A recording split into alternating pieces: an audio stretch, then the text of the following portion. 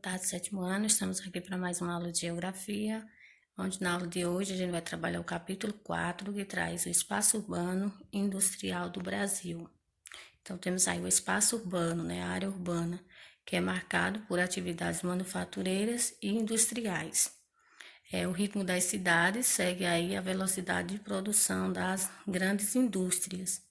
A ligação entre o ambiente urbano e industrial é inevitável, né? A concentração populacional começou a aumentar devido ao processo de urbanização. E as pessoas começaram a sair da zona rural e irem para a zona urbana em busca de melhorias, né? Em busca de trabalho. E aí começou o grande processo de urbanização. Revolução industrial e os impactos no espaço geográfico. Então, a gente vai ver aí, devido ao surgimento dessas revoluções industriais, quais foram os impactos aí que foram gerados no espaço geográfico. Então, no século XVIII, a Inglaterra possuía colônias em várias partes do mundo, né? Que essas colônias lhe garantiam o acúmulo de riquezas proveniente dessas áreas e do comércio. A Inglaterra também passou a investir em máquinas, né? Com o avanço das possessões inglesas e a necessidade de fabricação de mais produtos e mercadorias para garantir o abastecimento do comércio. Então, aí ela resolveu investir em mais máquinas para ter uma produção bem maior. Com o objetivo aí, né, era aprimorar o processo artesanal e manual, ou seja, aprimorar aí o trabalho artesanal e manual. Os ingleses saíram na frente no processo de industrialização, graças ao acúmulo de capital gerado pelas atividades coloniais, né? Investiram aí na fabricação e na produção de máquinas que aceleraram e modificaram por completo o processo produtivo. E uma dessas invenções foi a máquina a vapor, certo? Até o século XVIII, os artesãos produziam em sua residência, ou seja, eles não tinham um lugar próprio aí para eles produzir seus bens, né, de produção. E com o passar do tempo aí, como foi havendo um desenvolvimento maior, foram surgindo aí as fábricas, né, com o processo de revolução industrial, surgiram aí as fábricas, que é um lugar aí onde um lugar para todos, né, onde ficavam todos aí desenvolvendo suas atividades. Então, essas fábricas, né, elas acarretaram profundas mudanças na organização socioeconômica do espaço geográfico. Por quê? Na construção, né, dessas fábricas, dessas indústrias, foi preciso haver uma transformação do espaço, ou seja, aquele espaço que era natural, ele transformou-se aí em um espaço humanizado, dando lugar aí à construção dessas fábricas.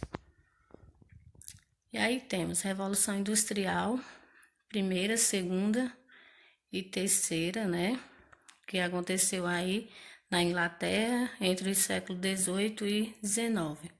Então, temos as fases aí, os períodos, né? Temos o artesanato, que aconteceu aí na Baixa Idade Média, tendo como característica, né, o artesão executa sozinho todas as fases de produção e até mesmo a comercialização do produto. Os instrumentos utilizados aí são ferramentas simples. Já na manufatura, que já é a fase inicial do capitalismo, né, é o estágio intermediário aí entre o artesanato e a maquinofatura. Já há uma diferenciação de cargos, ou seja, cada pessoa já é responsável por uma função. Os instrumentos aí utilizados são máquinas simples.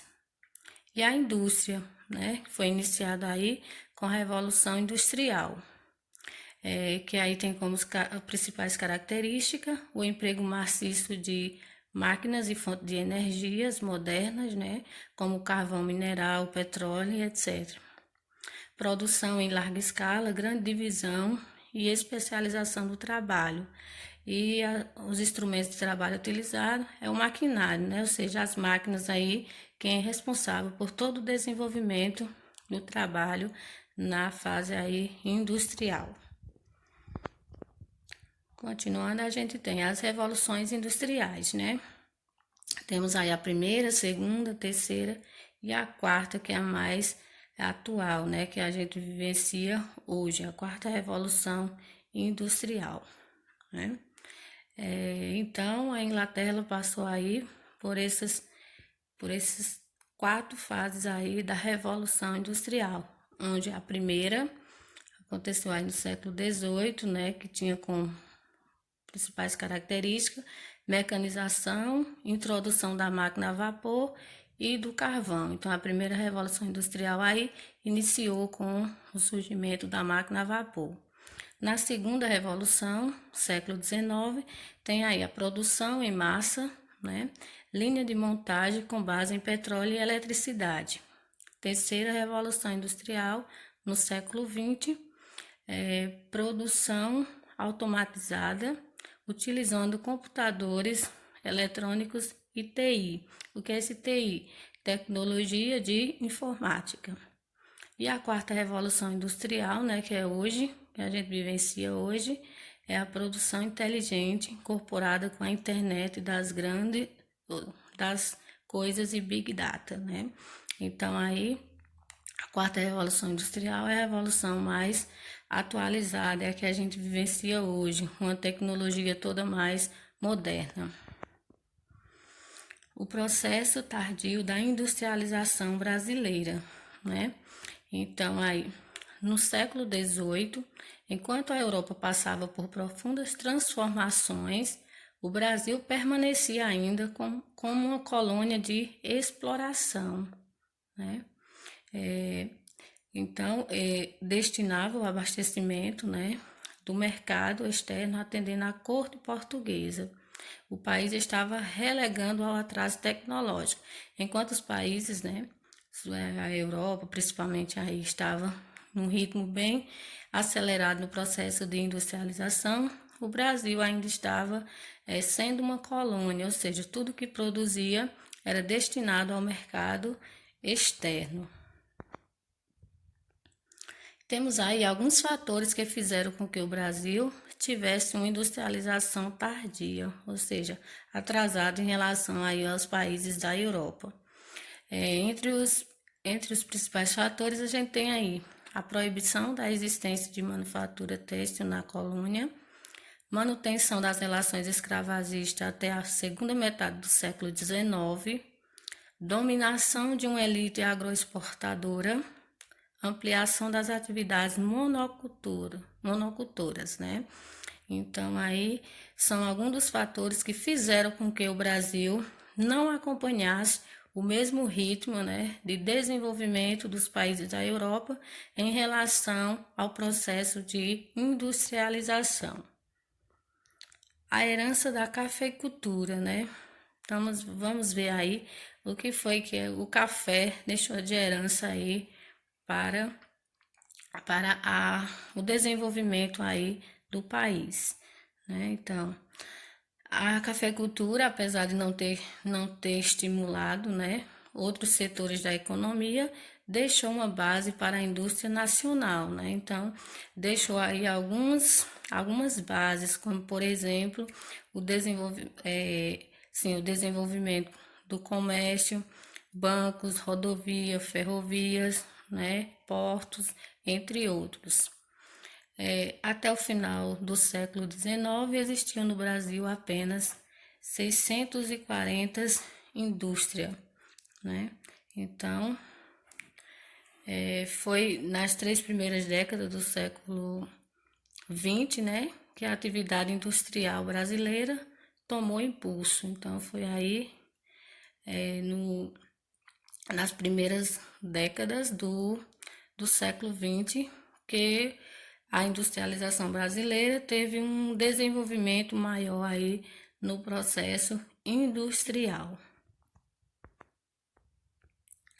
A política de substituição das importações O que é essa política? A gente vai ver um pouco sobre essa política de substituição. No começo do século XX, o Brasil dependia dos produtos industrializados, né, que vinham principalmente da Inglaterra. E aí, com a Primeira Guerra Mundial, que aconteceu de 1914 a 1918, e também da queda da Bolsa de Nova York em 1929, o abastecimento de produtos industrializados foi comprometido, né?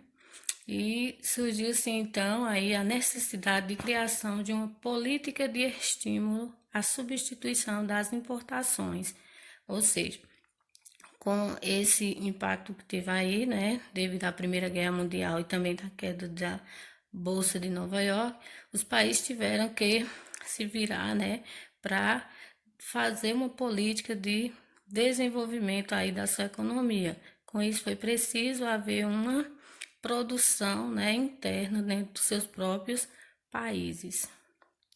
Até 1920, os tipos de indústria no Brasil possuíam baixo valor, né? Baixo valor agregado, ou seja, não continham tecnologia suficiente para a fabricação, né? Predominando a indústria alimentícia e a têxtil, né? Então, quer dizer aí que de início não tinha aí tanta tecnologia no desenvolvimento industrial. Foi aos poucos, né? Foi desenvolvendo essa tecnologia até chegar no ramo que estamos hoje. Vale destacar aí que as atividades industriais estavam concentradas no sudeste do país, ou seja, na região sudeste que estava aí toda a concentração industrial. Mesmo porque sabemos, né, que a produção do café começou aí na região sudeste, onde teve um grande destaque, foi a partir dessa produção aí que começou o surgimento das indústrias no Brasil, chegando aí a ter a região com o maior desenvolvimento industrial do país. Bem, esse era o assunto da aula, né, que tratar com vocês. Vocês vão assistir a videoaula. Após a videoaula, vão fazer a leitura do conteúdo no livro e fazer a resolução das questões. Espero que vocês tenham entendido e até a próxima.